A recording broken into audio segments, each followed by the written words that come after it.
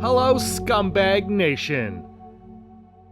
Today I want to talk to you about Darth Maul. That's right, the son of Mother Talzin, born on Dathomir, and discovered by Darth Sidious at a young age, is getting his very own Marvel comic. His last comic was by Dark Horse and was awesome. And it's considered canon. This new comic, however, will take us to the days before we meet him in The Phantom Menace. It's going to take place mainly in the galactic underworld. After his master stops him from attacking the Jedi, Maul will apparently go on a bit of an excursion, a trip. Here he will find a young Padawan by the name of Eldra Kaitis. Now, this is all speculation at this point, but there are some reports saying it's true, so let's go with it.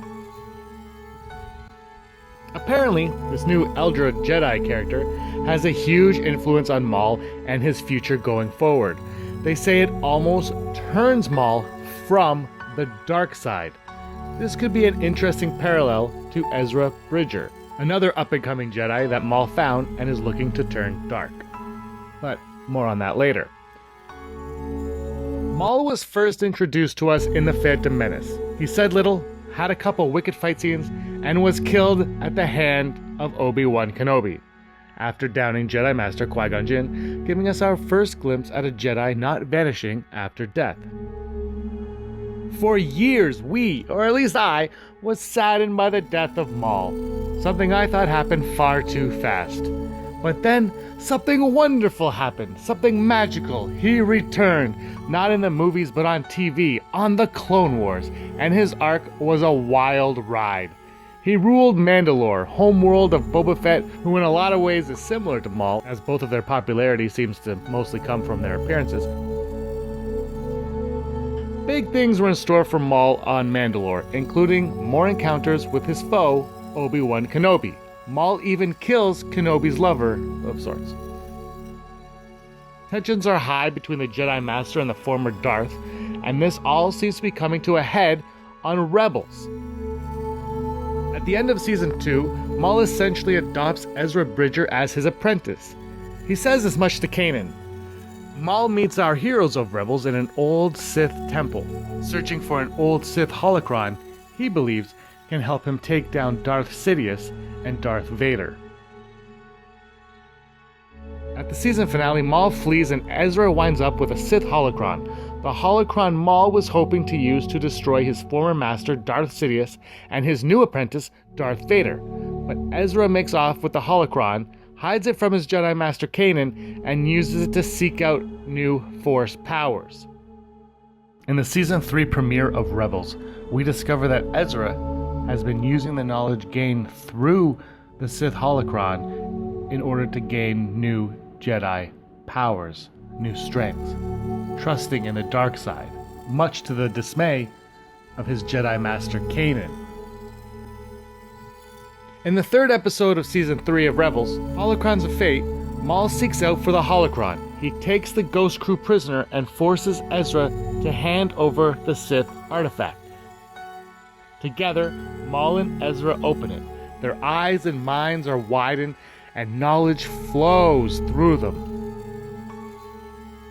This is when we hear Ezra mention twin sons, and Maul exclaims, "He lives."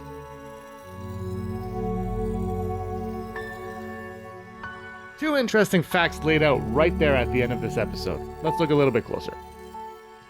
Maul growling, "He lives," points us in the direction of Obi-Wan Kenobi, the man that split the Zabrak in two.